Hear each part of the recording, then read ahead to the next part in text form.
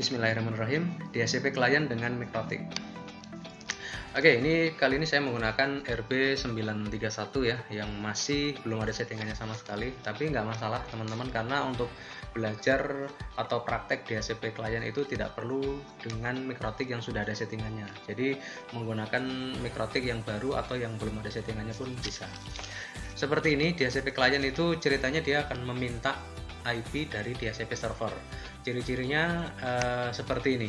Ini misalkan teman-teman kalau mau main internet ya dari modem atau router, begitu dicolok di laptopnya teman-teman itu langsung dapat IP.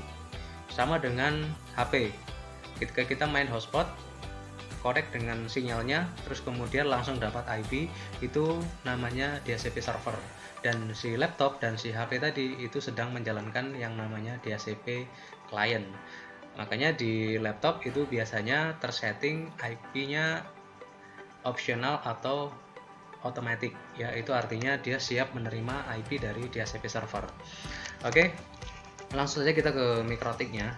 Di sini ada kabel yang sudah saya pasangkan ke Ether 1, ini dari modem internet ya. Kebetulan ini saya menggunakan IndiHome, ini saya colok di Ether 1. Terus kemudian Ether 2 nya saya pasang untuk remote ke laptopnya. Oke, langsung saja mari kita ke mikrotiknya.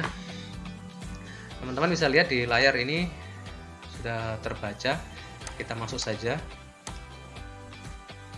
Jadi kalau DHCP client itu ceritanya kita meminta IP, terus kemudian kita pakai selanjutnya untuk apa gitu.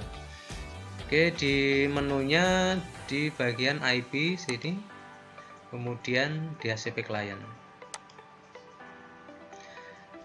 Di tab DHCP client, klik tambah, terus kemudian interface. Nah, ini adalah bagian terpenting yang biasanya teman-teman kurang paham di bagian ini.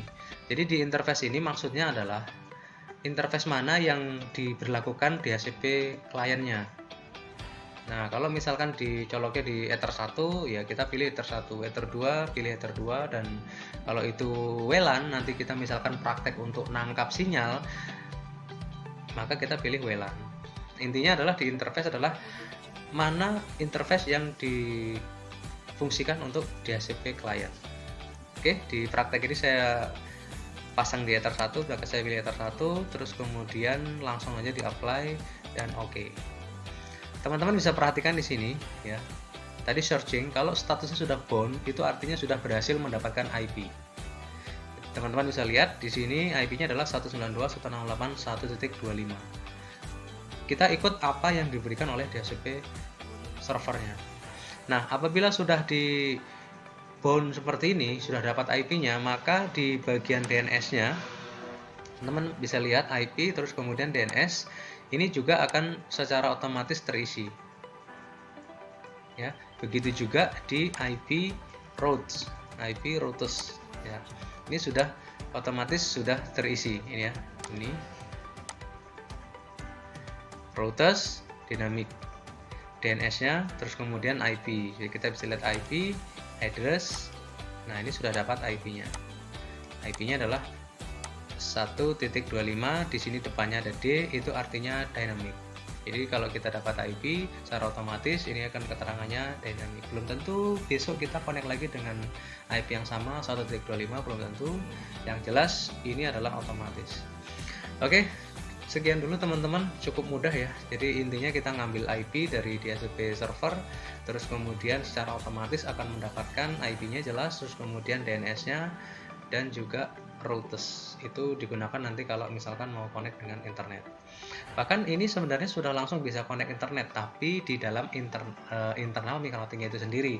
Kita bisa tes, teman-teman bisa buka new terminal, klik new terminal, dan kemudian di sini kita ping aja ke internet, misalkan 1 4 kali, dan hasilnya berhasil. Ini artinya mikrotiknya sudah mengandung internet. Nah, tapi kalau laptop belum, karena memang belum di-routingkan ke laptop. Seperti itu ya. Oke, cukup mudah teman-teman ya. Silahkan dipraktekkan, semoga berhasil, semoga bermanfaat. Sampai ketemu di video saya selanjutnya. Terima kasih.